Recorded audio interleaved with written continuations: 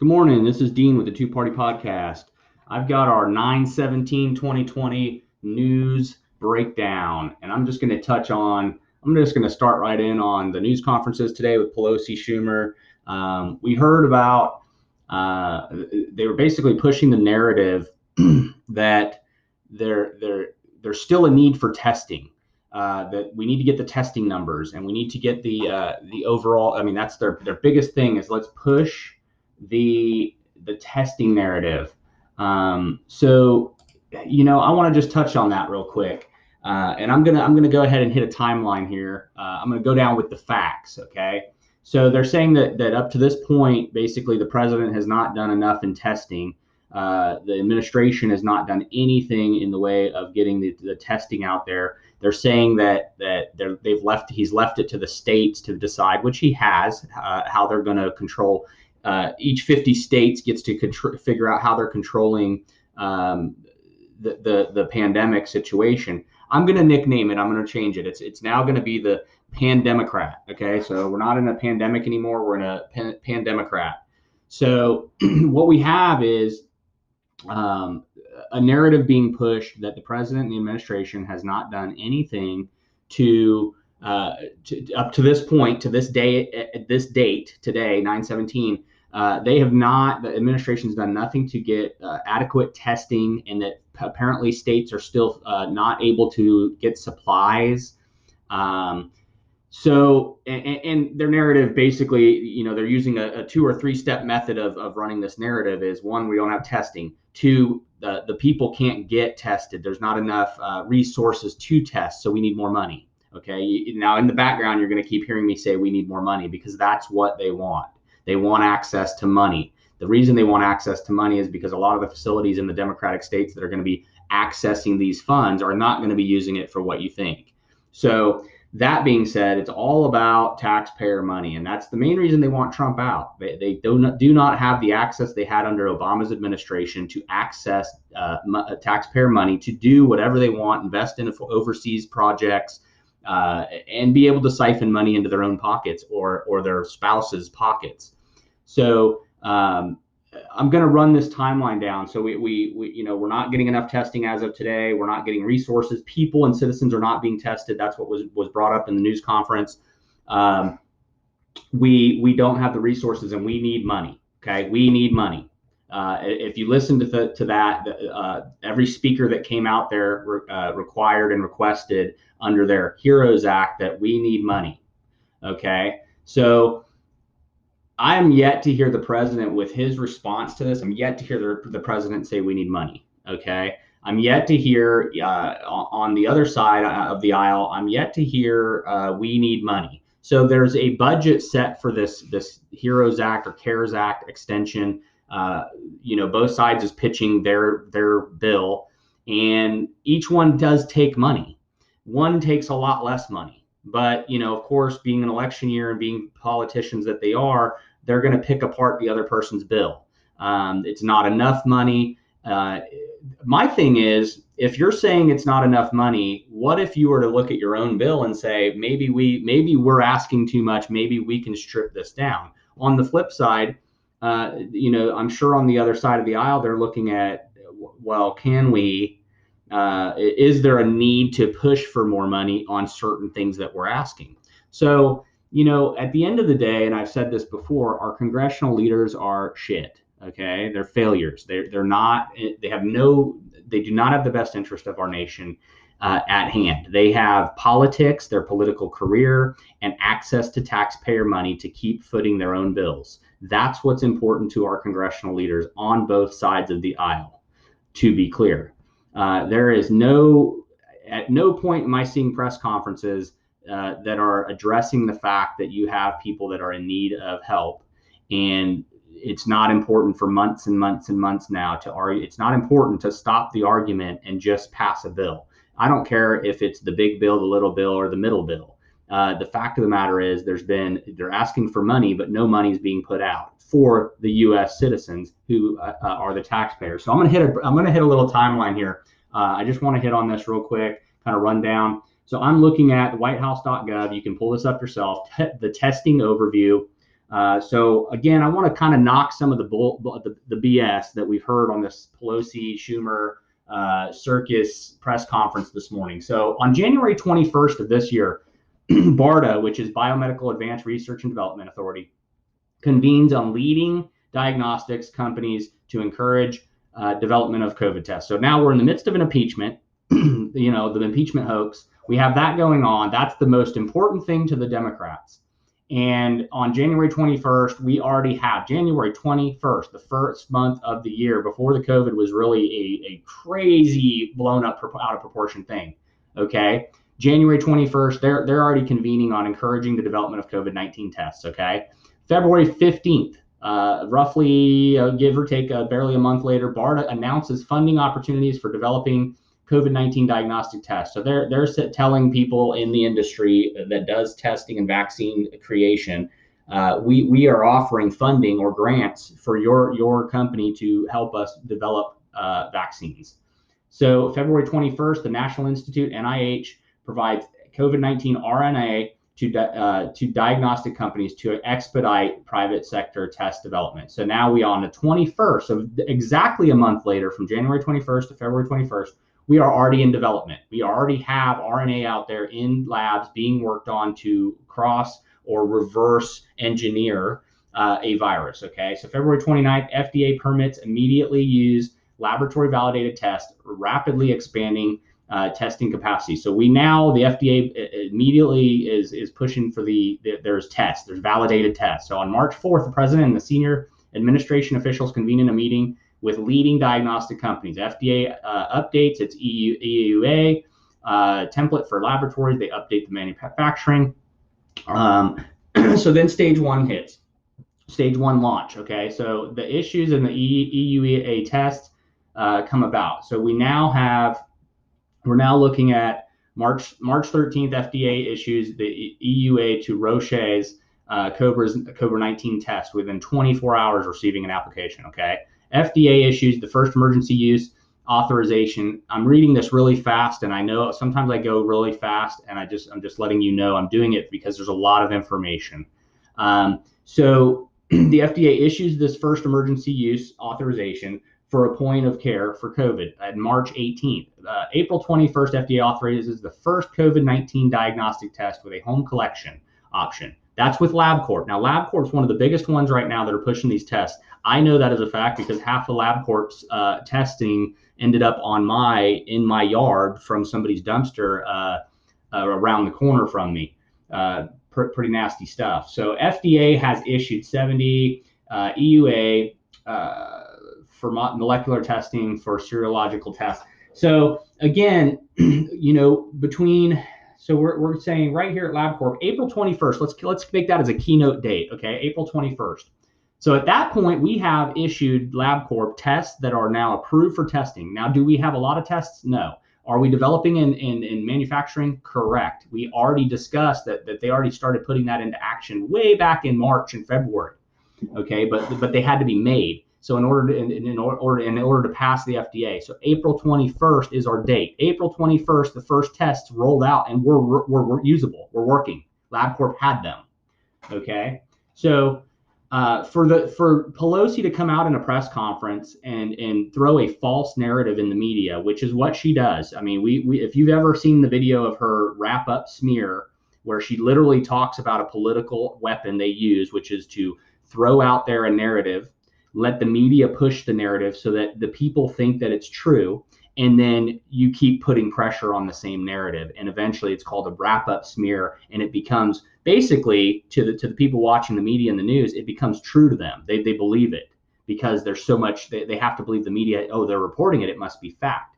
So again, this wrap-up smear is exactly what you heard today in this press conference. We're still smearing the administration. We're still standing here in a press conference saying we want to pass a bill, we need more money, but we're going to wrap up and smear somebody instead of actually taking action. So the thing that everyone's missing is when you're hearing these things, they're missing one point. They're still not taking action themselves. They're still not being held accountable or holding themselves accountable. Instead, they're going to point the finger. The administration didn't do something right. The administration messed up.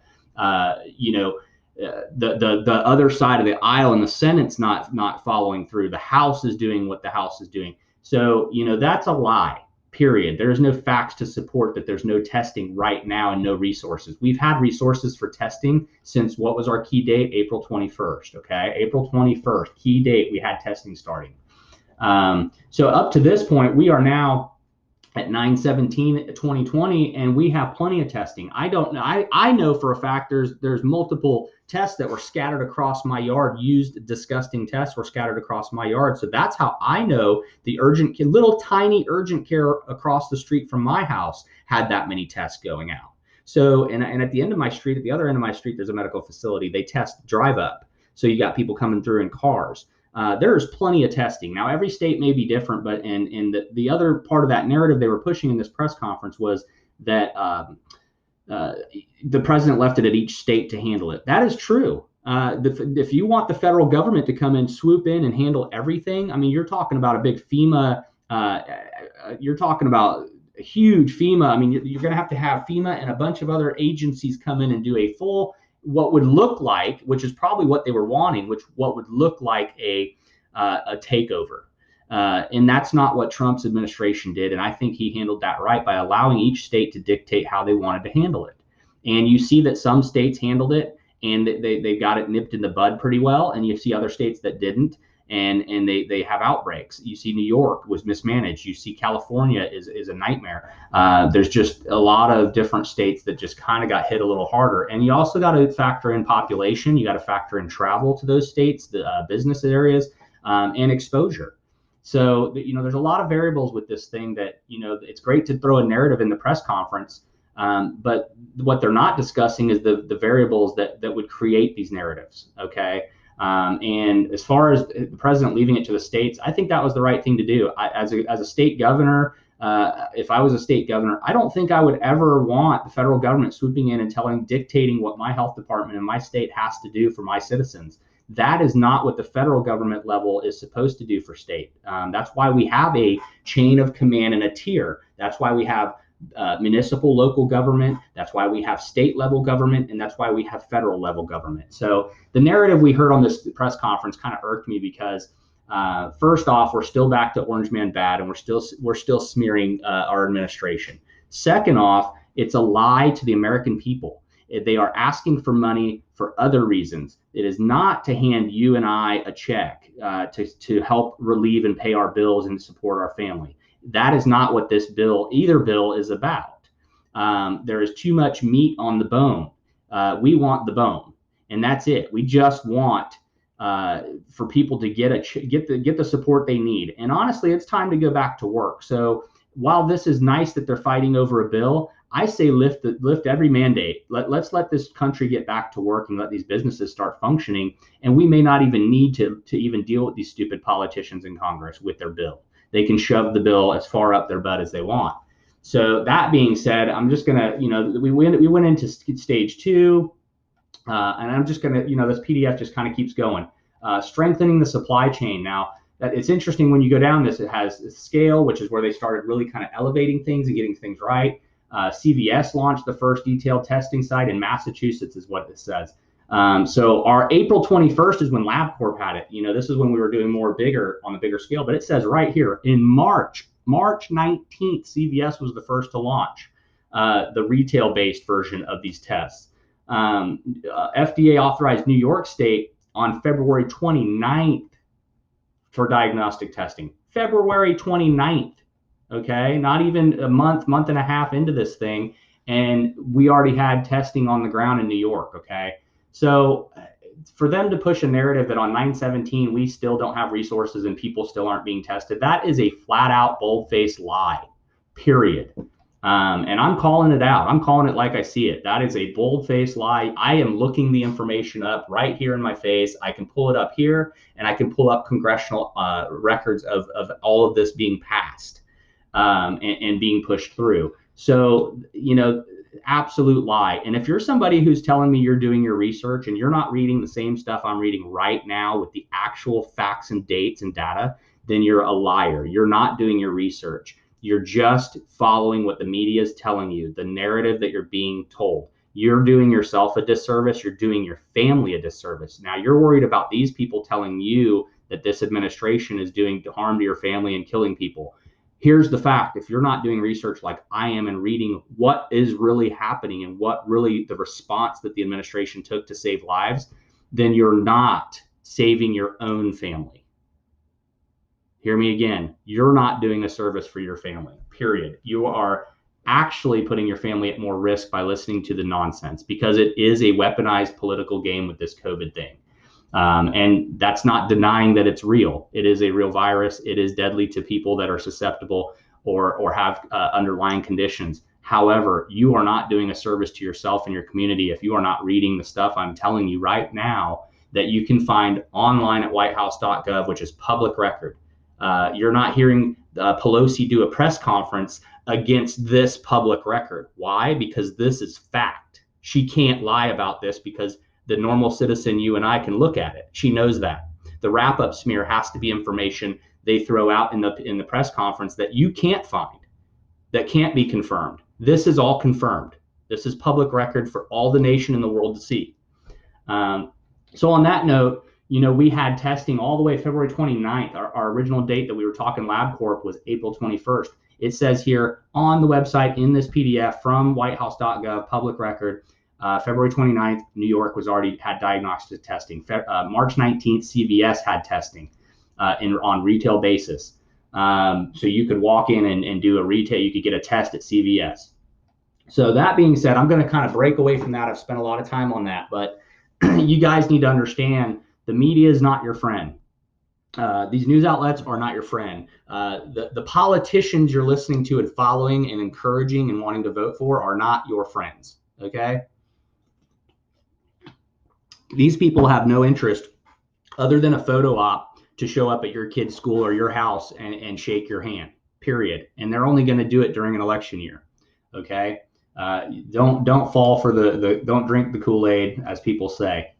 Now, on another note with Pelosi, excuse me, you have moderate Democrats pressuring Pelosi, House leadership, to move new coronavirus bill. Stop the stupidity. Okay. So again, this is a headline on Fox News. And again, the media is stupid and they suck. However, there's some meat on this bone. Okay. Because you can now go to ABC, you can go to NBC, I believe it's PBS. There's 3 or 4 other outlets I read this on before I pulled this one up. The only reason I pulled this one up is A, because of the headline. It makes sense. And B, because it actually is quoting what is going on here, okay? So I'm just going to real quick go through this. I've got a few minutes to kind of wrap this up. Moderate Democrats, especially in the swing districts, have been pressuring House Speaker Pelosi to pass another coronavirus bill immediately, signaling that blaming the Senate Republicans and White House for the inaction isn't flying back home with their constituents. Okay, are you're understanding what I just went over, and then are you understanding what I'm saying? You're being fed a line of BS by this lady and by the politicians that are supporting her. They are all saying in the background to her, it is time. My constituents are suffering. We have people that need money. Their families and kids we can only live so long on these food programs local in the state. We need this passed. We need something in effect. And they're basically telling her, enough with the arguing over what you're trying to do to get extra tax money. Just pass a bill. That's what they're trying to say. Representative Max Rose, a Democrat in New York, okay, probably one of the most anti-Trump, anti-GOP states you could possibly, next to California, Oregon, and Washington. Max Rose, Democrat in New York, was among the backers of the plan and said his frustration with the leadership's failure to make a deal pales in comparison to the frustration of his constituents needing help, which is what I just discussed. The people are suffering and their voices being drowned out by Pelosi, and it's not fair. It's been 4 months since the House passed its $3 trillion HEROES Act, which died in the GOP Senate, and now Rose and fellow frontline Democrats have been urging House leadership to put another bill on the floor that can actually become law. The pressure is loud, he says, and forthright, and it is bipartisan in nature. Let's see, Rose told Fox News that he is urging both GOP and Democratic leaders to move a real bill forward. because that pressure is reflective of the American people. They are sick and tired of politics. I just said that. That's what this is all about. This is a political weapon. They are leveraging to gain more access to your taxpayer money. That is all this ball game with Pelosi is. That is all it is. If you have a bill that's coming from the Senate, and again, I hate to favor sides, okay, and it sounds like I am, and maybe I am, but if you have the Senate pushing a bill or the GOP pushing a bill, and that bill is $1.5 trillion, okay? And you have the other side pushing a bill that is $3 trillion of your money. You have to ask why. You have to ask why that price difference. And you need to know what's in that price difference. You need to know that larger bill is not there just to sustain the people. It is not there to hand each person a $1,000 check or a $1,200 check. That bill is that big because it goes to special interest groups. It goes to medical facilities, companies, corporations on their side that will have access to these funds, whether they need it or not. That's the key. What they keep telling you is we need this stuff. Medical agencies and the hospitals they're in need of this and that and the other. I'm not denying that they need things, but do they need what they're asking for trillions of dollars for? Absolutely not. So they're basically opening up a wallet and saying, we need this much X amount extra $1 trillion. We're going to hold the wallet, give you the wallet and the credit card account, and you guys have access to this extra money that we're trying to get passed. And if it passes, you just make sure you vote for me. That's what you're seeing. That's what this is all about. This is about political careers. This is about access to taxpayer money. This is about the congressional leaders' spouses and or friends and lobbyists, lawmakers that are getting gains off of your money and your vote for these things. So again, when I see a bill that says that 1.5 trillion or 300 trillion, I have to, as a real person, I have to ask myself, why? And just like if my wife stepped to me and said, I'd like to buy a kitchen table, for example, this one's $400 and will do the job. It's the right size. It's sturdy. It's a good name brand. But somebody's told me that there's one over here for $3,000 and it's the same or better. If it's the same or better, I'm spending $400, okay? And that's just being logical, and that's just being a budget-wise person with my finances. And that's how every taxpayer needs to be right now.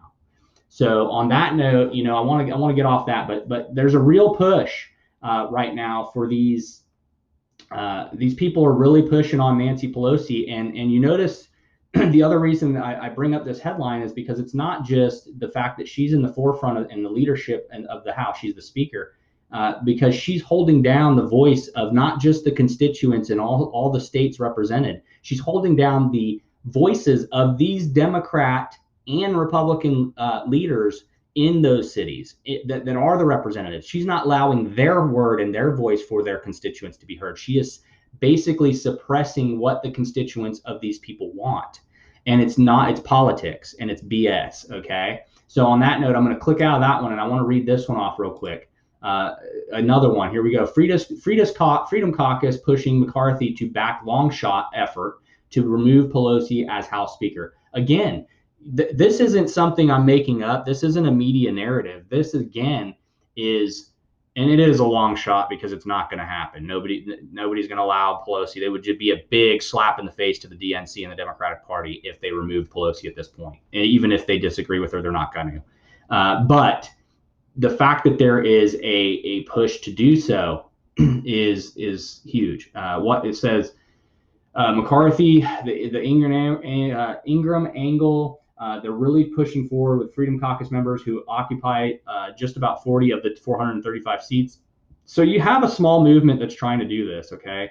But again, back to what the initial what we were talking about with these press conferences and stuff. This lady, I see these people on her website or on her Facebook or whatever when she does a stupid press conference or she posts something and people are just praising her. This woman, just like every politician, don't get me wrong. The topic is her right now. That's why I'm being very targeting to her. This woman is evil. This woman is disgusting politician, lifelong politician. I think the announcement's been made. There's rumors that even if Trump gets reelected, she'll probably retire anyhow. So what is she giving you? What does she have for you? Nothing. She's fixing to walk away after making billions of dollars, millions of dollars, not billions, maybe millions, off of the taxpayers all these years, giving themselves raises, healthcare, the golden parachute retirement package when she gets to retire. Nobody out here is getting that. None of you citizens are getting that. None of you supporters of Pelosi are getting that. So, play your politics. If you're going to play politics and you want to be involved in being the voice of your party, start being the voice of your party that makes sense.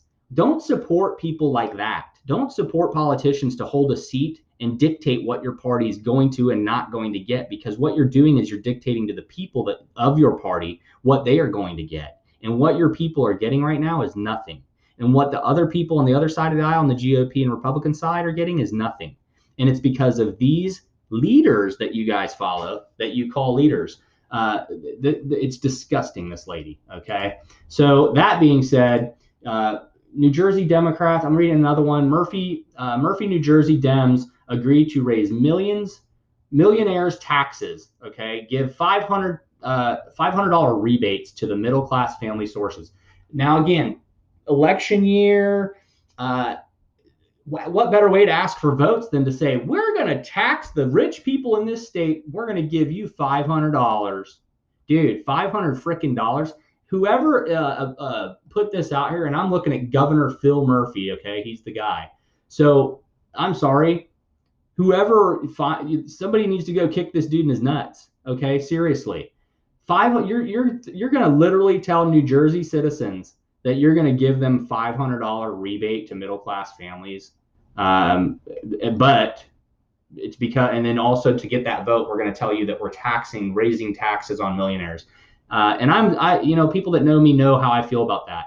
If you want to go out there and make money and hustle, and you build a business, you make money, you become a corporate CEO, you're making millions of dollars, and you establish yourself as a millionaire, you earned that. And I understand the basis of taxes, and there's a lot of other variables, but this whole push by any party to take money from people that have succeeded is BS. You earn it, you work for it, it's yours, okay? Tax the money that's legally taxable, even though I hate taxes, and go and move on with your bad self. And if you're a middle to low income family, work an angle to get a better opportunity. Start applying for other jobs while you're working the job you're at. Go get that online education to get the degree you want that's going to move your pay scale up. I'm sick and tired of hearing about people taking money from other people that earned it. I'm sick of it. I'm sick of hearing about the welfare programs and people, the taxpayers footing the bill for people that just are too lazy to work, and people that admit it on camera. There's videos out there of people saying, oh man, if I can get a free handout, I'm just going to get the free handout. Why would I get a job? I'll have 3-4 more kids. Dude, that's pathetic. And then to say we're going to support, those same people are going to support taking more money from the millionaire because they're going to get $500 rebate back. Crap, guys, crap. I hope you guys don't support that. And if you do, call in, man. Go ahead and hit me on the email. Be a guest. Hit me up. So on that note, I'm just looking. There's police supporters gathering in LA hospital after some of the protesters shouted they wanted wounded deputies to die.